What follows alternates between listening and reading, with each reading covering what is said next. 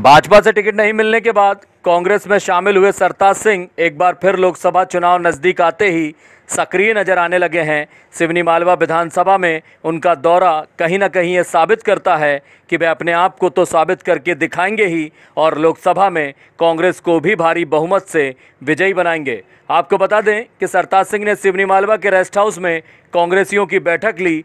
बैठक में अपने स्टाइल में कांग्रेसी कार्यकर्ताओं को संबोधित करते हुए कहा कि 26 जनवरी के पहले कांग्रेस को मजबूत करने के लिए हर वार्ड और हर गांव में कार्यकर्ताओं को जिम्मेदारियां सौंपी जाएंगी। सिवनी मालवा रेस्ट हाउस में कांग्रेसी कार्यकर्ता भारी संख्या में नजर आए।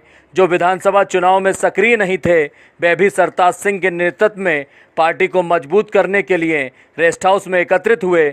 सुने क्या कहा भाजपा से कांग्रेस में आए सरताज सिंह ने सिवनी मालवा रेस्ट हाउस में।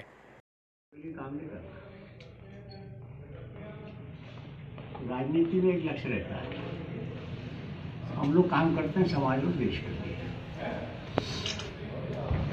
यहाँ जैसी आवश्यकता लगती है और जिस माध्यम से हम इस काम को अच्छे ढंग से कर सकते हैं उस माध्यम को साथ देते हुए करते हैं, तो इसको आप चुनाव का अभियान मत समझना। पार्टी को ताकतवर बनाना ही सबकी जिम्मेदारी है, अकेली मेरी भी नहीं है। 15 साल भाजपा का शासन रहा प्रदेश में, 5 साल रहा केंद्र में। ऐसा माहौल बना दिया क्योंकि प्रचार तंत्र उनका बहुत मजबूत है।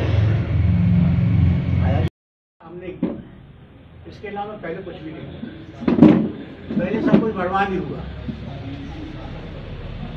अब मैं कांग्रेस का इतिहास याद दिलाना चाहूँगा, आपको भी गर्व महसूस होना चाहिए। तो यह देश की आज़ादी का लड़ाई किसके नेतृत्व में लड़ी है और देश के जो बुनियादी ढांचे को निर्माण करने का काम किसने किया था? पाकिस्तान को 2 हिस्सों में बांटने का काम किसने किया था? जितने देश के बुनियादी काम है सबने किए, सबका सम्मान होना चाहिए। और हम नेताओं की अगर तुलना करें तो एक बात और पाएंगे, हमने कभी महात्मा गांधी के मुंह से नए शब्द नहीं सुने, मैं ऐसा करूंगा, मैंने ये कर दिया, कभी सुना नहीं। कभी पंडित नेहरू के मुंह से मैं पंडित नेहरू देश को बना रहा हूँ, वो तो एक आदर्श है उस पार्टी। किसी भी बड़े नेता ने वल्लभ भाई पटेल को एहसान किया इस देश पर तो कभी भूल नहीं सकता कोई। आज देश का जो एक स्वरूप दिख रहा है जो उनकी देन है, पर इन बातों को लाना चाहिए जनता के बीच में। अगर ये काम कहीं उनके माध्यम से हो गया होता तो इतना प्रचार करते हैं, लेकिन हमें के अपनी उपलब्धियों को, अपने इतिहास को, अपने जो नेता रहे हैं उनकी उपलब्धियों को, उनकी महानता को जनता के सामने नहीं रख पा रहे। तो इसलिए कहीं निराश होने की जरूरत नहीं है। हमारा इतिहास बहुत गौरवमयी है और इस देश के लिए बहुत कुछ किया है, आगे भी करेंगे।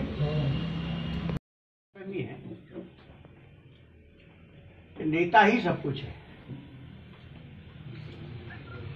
नेता ही जिताता है और नेता ही हराता है, ऐसा मन में भाव आता है। लेकिन हकीकत कुछ दूसरी है, कार्यकर्ता ही जिताता है और कार्यकर्ता ही हराता है। बहुत बढ़िया।